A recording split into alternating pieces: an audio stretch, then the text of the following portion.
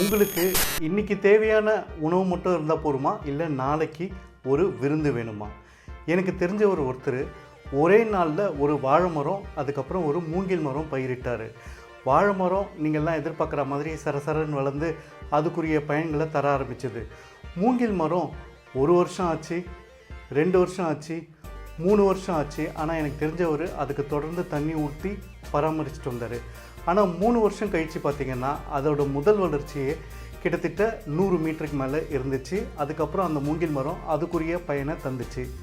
நம்ம எல்லாருமே இன்றைக்கி நமக்கு இமீடியட்டாக வியாபாரம் தர்ற கஸ்டமர் பின்னாடி தான் போகிறோமே தவிர, ஆனால் நாளைக்கு நமக்கு ஒரு பெரிய வியாபாரம் தரக்கூடிய டஃப்பான கஸ்டமர்ஸ் ஏனோ அவங்கள நோக்கி நம்ம போகிறது.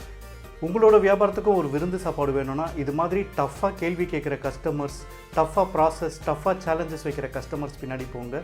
நிச்சயமாக உங்களுக்கும் ஒரு விருந்து சாப்பாடு காத்துட்ருக்கு. இந்த வீடியோவை யாருக்குன்னா தேவைன்னு நினச்சிங்கன்னா ஷேர் பண்ணுங்கள். All the best.